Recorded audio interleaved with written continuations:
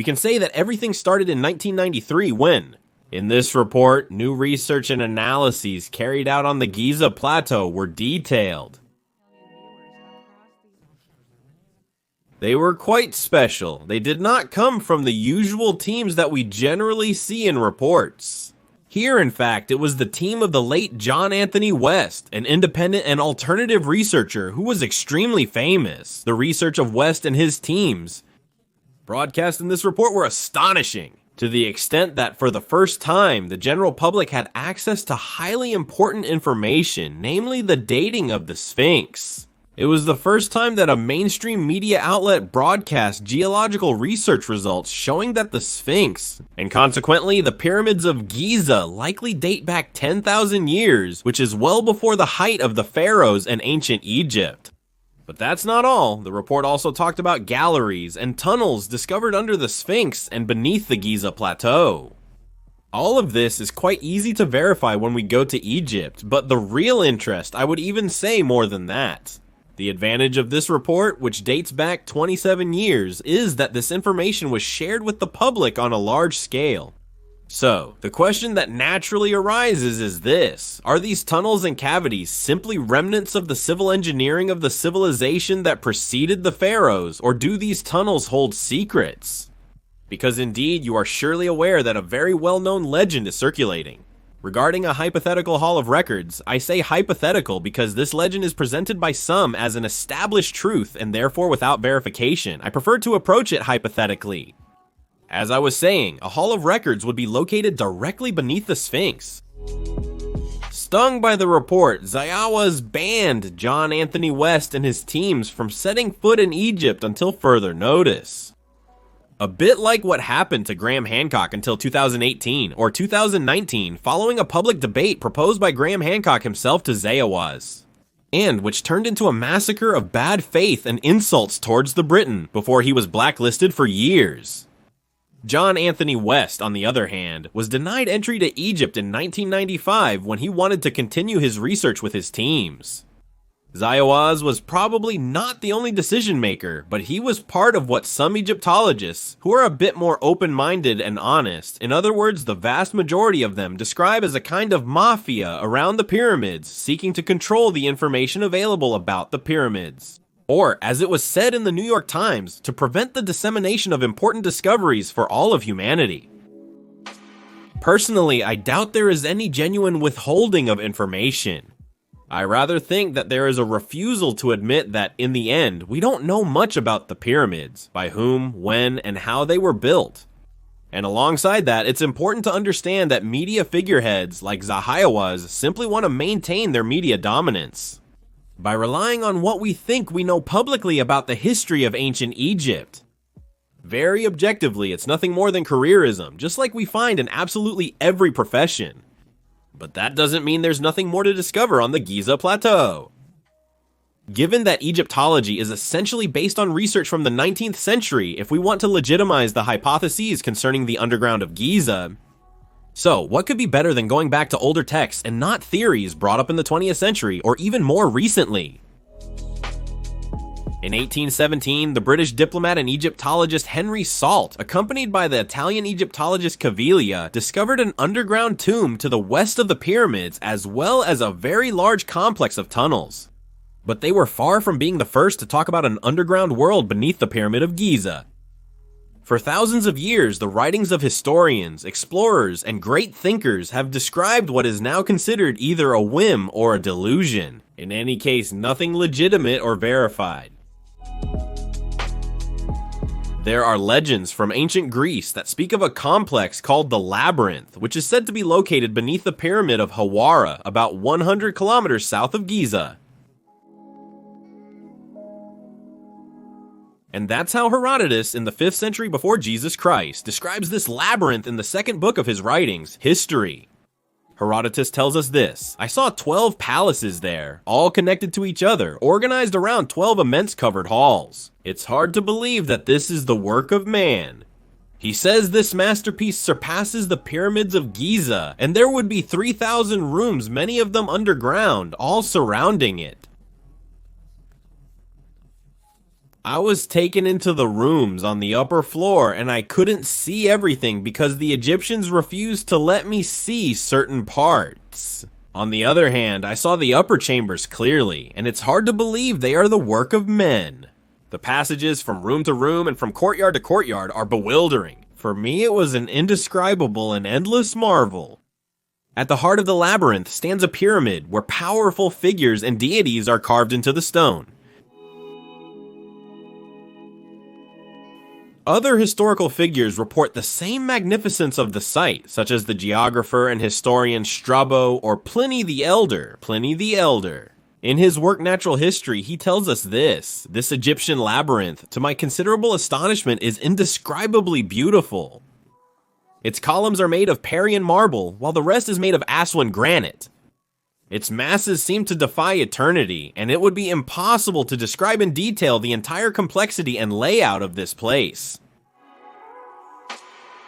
Jana Blick, a Syrian philosopher, describes an entrance to an underground world, and this from within the body of the Sphinx. Here is his description. The Sphinx was the only entrance reserved for postulants accompanied. This entrance, now blocked by sand and debris, can still be seen between the front legs of the crouching colossus. It was once closed by a bronze door, the secret spring of which was known only to the priests. Inside the Sphinx and beneath it, there were corridors connecting to the underground part of the Great Pyramid. And they intersected in such a way that if you entered without being guided, you would automatically be brought back to this entrance. The Arab chronicler Al-Tilimsani also documented the existence of an underground chamber near the Great Pyramid of Giza. The following is found in an ancient manuscript kept at the British Museum in London, and Al-Tilimsani tells us this. In the time of Ahmed ben Tulun, a group entered the pyramid through its tunnel and found in a side chamber a cup made of a green material with indescribable textures and colors. As they left, one person was missing. When they returned to find him, he emerged naked and laughing. He told them, "Don't follow me," or "Don't look for me." Then he rushed into the pyramid. He seemed to be under a spell. When he learned about strange events happening under the pyramid, Ahmed ben Tulun expressed a desire to see what he thought was a magical cup. The cup in question was examined, filled with water and weighed, then emptied and weighed again. The historian writes that it was noticed that this cup found in the underground chambers of the pyramid had the same weight whether it was empty or full. One of the ancient names of Giza also suggests the existence of underground passages. Giza was also called Rosto, which means the mouth of the passages or the other world. But then, if there really are tunnels and underground chambers beneath the Giza plateau, are they from the same time as the pyramids? And if so, what were they used for? The Greek philosopher Crantor, in the 3rd century before Christ, also spoke of 2 large underground colonnades. A little later, in the 4th century AD, the Roman philosopher Ammianus Marcellinus also spoke of underground passages beneath the Giza plateau, and that their purpose was to preserve and protect the knowledge of civilization against the flood. It's interesting to note here the awareness of a flood and the need to preserve the achievements of civilization. As early as the 4th century AD to Al-Masudi in the 10th century AD. He also wrote that the knowledge of art and science from civilizations that preceded the Arab civilization was hidden beneath the pyramids, so that those who could would benefit from them once this knowledge was recovered. In the 14th century, Christian Rosenkreuz, founder of the Rosicrucians, also spoke of underground passages beneath the Giza plateau. And more specifically, he spoke of a kind of library containing books that summarize the knowledge accumulated by humanity at that point in its history. So, if so many people have talked about the underground tunnels of Giza, and they do exist, then why are they never mentioned in debates? Why are further studies and excavations being refused? And why stick to an assumption that was described in 1972 by Harvard University, which claims that no one should worry about the delusional statements regarding the Great Pyramid or the supposed passages, temples, and chambers still buried under the Egyptian sand? And if, as historians suggested, there actually was a gathering of knowledge related to the existence of a civilization that preceded the pharaohs. So, it's easy to understand that the official narrative doesn't necessarily want to dwell on the subject.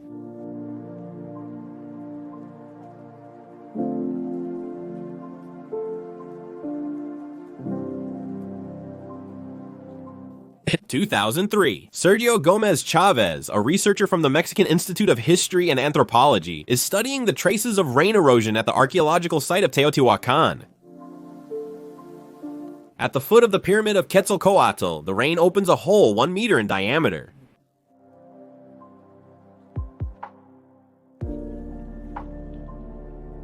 Intrigued, the researcher decides to go down. There he discovers a well leading to an ancient tunnel, in which his team finds countless ancient treasures.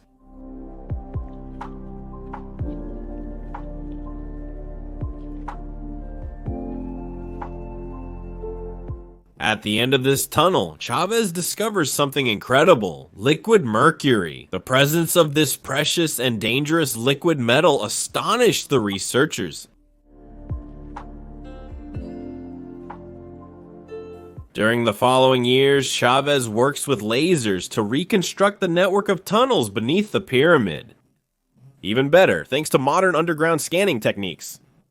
We now know that the Pyramid of the Moon and the Pyramid of the Sun, also in Teotihuacan, Mexico, also have underground tunnel complexes. So, we can ask ourselves the same age-old question: why are there pyramids in all corners of the planet built by people who didn't know each other? And why are there underground complexes beneath each of them?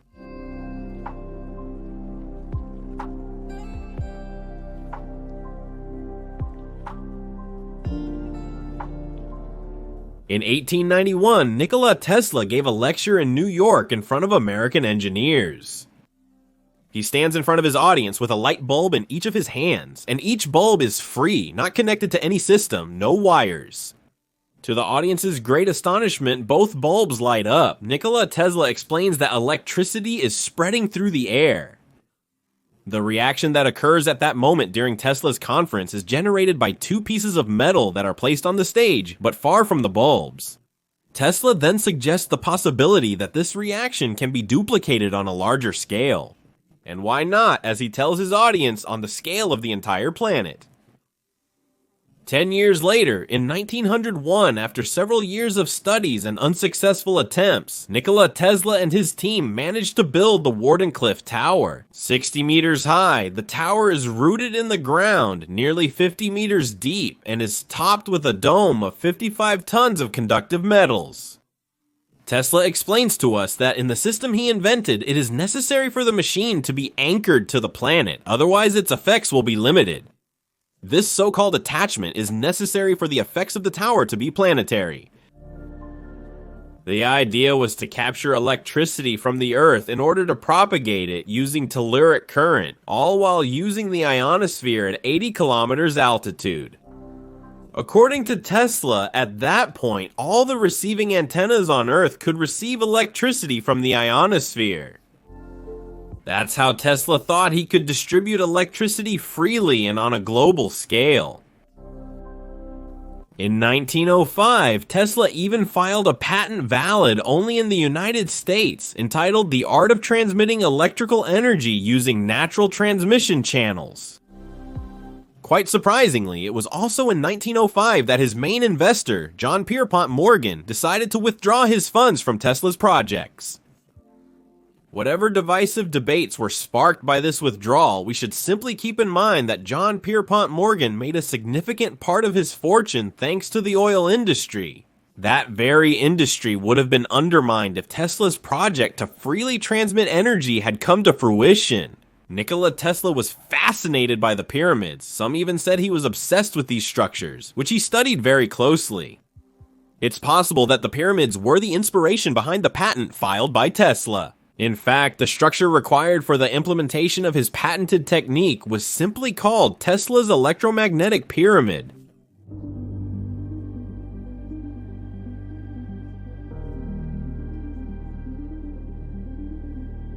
When you know the electrical properties of the materials used in the pyramids, especially the Great Pyramid, it's not impossible to speculate about an energetic role. However, we shouldn't get carried away by our imagination, because there is also an internal structure to this pyramid that would also need to be explained. But it's true that in 2018, a team of researchers published a study in the Journal of Applied Physics. explaining that the pyramids, and the Great Pyramid more specifically, are capable of generating and concentrating electromagnetic energy at the core of their structure. And this in a completely autonomous way. Some have then imagined how all this could be activated or set in motion, so to speak, during the time of the pharaohs, or at least during the era of the builders. Groundwater rises into underground tunnels and limestone through capillary action. At that moment, the water-soaked structure begins to vibrate on a very small scale thanks to the water and its materials. The pyramids then become sources of energy, just like Tesla's tower. In both cases, energy is pumped from the ground and released into the atmosphere. In this scenario, many will talk about obelisks as being receptive antennas for this energy. However, it must be admitted that these obelisks are geographically concentrated in certain parts and certain regions of Egypt.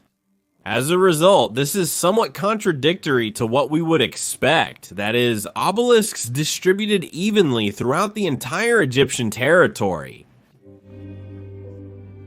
It's certain that all of this may seem a little bit odd, because in the end, do we really have any tangible evidence to verify all of this? No, and that's true. But we also have to admit that we don't have any more tangible evidence regarding the characteristics that define a tomb according to the criteria of ancient Egypt. In any case, we don't have enough tangible evidence regarding the pyramids and their funerary function. So of course, when we talk about electricity, we can't help but think of the Baghdad battery or the Baghdad cell. We also can't help but think of what looks like light bulbs in the underground crypts of the Temple of Dendera. So we can look for elements in the ancient texts of authors who had no interest in lying or making things up about this subject. And to do this, we will take an example from Jean Bleek. In the Mysteries of the Egyptians, Chaldeans, and Assyrians, Jean Bleek tells us this. We entered a room, and at that moment, it was automatically illuminated by a tube. Also, there was no man.